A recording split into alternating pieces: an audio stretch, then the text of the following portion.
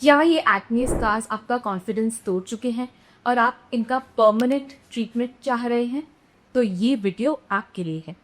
मैं हूँ doctor Neha, dermatologist practicing at Esteek clinic in Gurgaon. Now acne scars को देखिए, अगर आपके फेस पे पस, पिंपल्स आए तो ये पस नीचे के लेयर्स में पहुंच जाती है, जहाँ पे वो डैमेज कॉज करती है और स्कारिंग हो जाती है। अगर आपके फेस पे काफ़ी बड़ी नॉड्यूलर फॉर्म ऑफ एक्ने है और उसको आपने काफ़ी ट्रिक किया है, तब भी बीच का कोलेजन एकदम कूद जाता है, जिसकी वजह से स्कारिंग। एक्ने स्कार्स काफ़ी डिफरेंट टाइप्स के होते हैं, flat, atrophic and hypertrophic. Now flat scars के बारे में हम बात करना स्टार्ट करते हैं।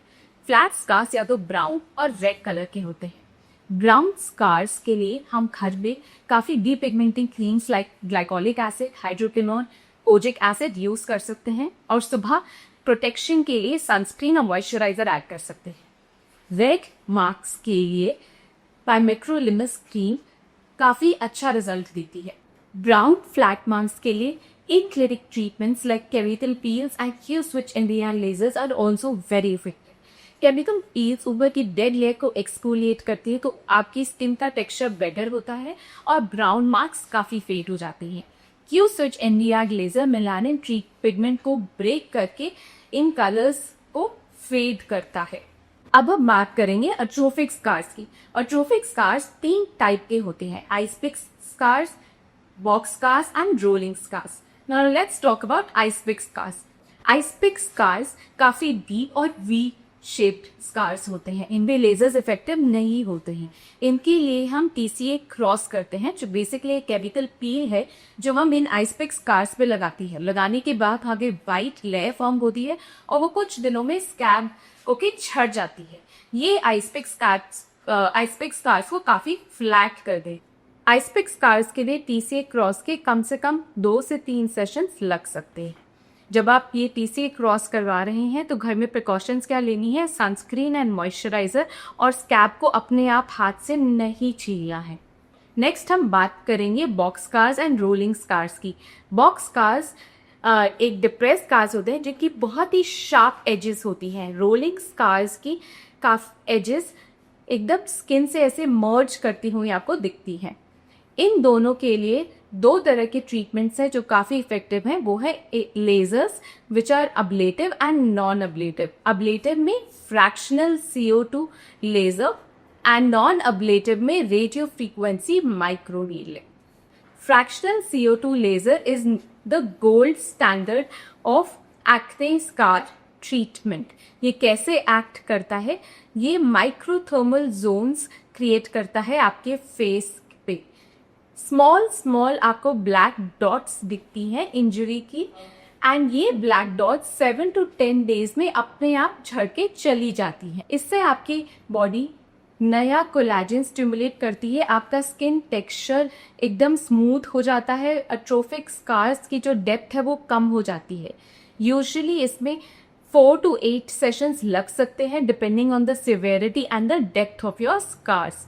इसमें डेफिनेटली डाउन टाइम इन्वॉल्व होता है, and it is best if you can avoid sun exposure for at least 2 to 4 days after the procedure. Fractional CO2 को हम PRP के साथ भी कंबाइन कर सकते हैं, जिसके बारे में मैं आपको डिटेल्स में बाद में समझाऊंगी। अब हम बात करेंगे नॉन अब्लेटिव टेक्नोलॉजी की, that is radio frequency microneedling. Basically radio frequency microneedling, it gives you results without damaging the topmost layer of your skin.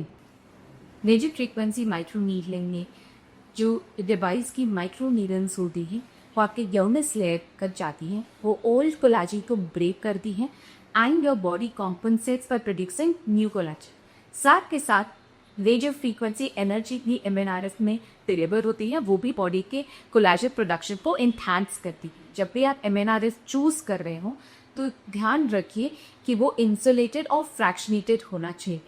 MNRF में बिल्कुल डाउन टाइम नहीं होता है, कुछ देर तक सिर्फ रेडनेस आपके फेस में रह सकती है। यूजुअली इसके 6 to 10 सेशंस लग सकते हैं depending upon the depth of the scars and severity of the scars. Both fractional CO2 laser and MNRF are usually combined with PRP to deliver best results. PRP यानी कि platelet rich plasma, इसमें हम आँखी की body का blood निकाल के उसको सेंट्रीफ्यूज करते हैं, जिसके ऊपर पार्ट में हमें प्लेटलेट रिच प्लाज्मा मिलता है। इसको हम जब इंजेक्ट करते हैं आपकी स्किन में तो काफ़ी ग्रोथ फैक्टर्स रिलीज होते हैं जो कोलाजन प्रोडक्शन को स्टिमुलेट करते हैं। इससे स्कार्स में इम्प्रूवमेंट काफ़ी हद तक बढ़ जाता है। Now the last type of acne scar is hypertrophic scar. ये हमारी स्किन से काफ़ी एलिवेटेड होते हैं। इनकी ट्रीटमेंट में यूजुअली हम इंट्रालीजनल इंजेक्शंस डालते हैं, जिससे कि जो कोलाजन बैंड्स की थिकनेस जो बढ़ी हुई है वो कम हो जाती है। स्किन सरफेस को इम्प्रूव करने के लिए फ्रैक्शनल CO2 लेज़र भी कर सकते हैं।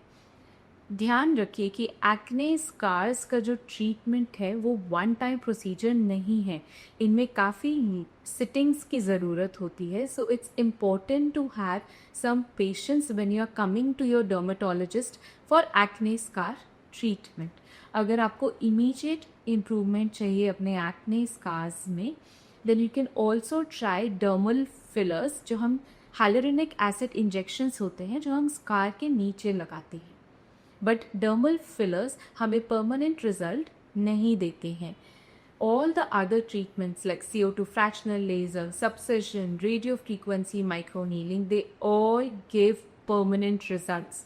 I hope you liked the content, and if you do, please do not forget to like, subscribe and share, and do not forget to hit the bell icon.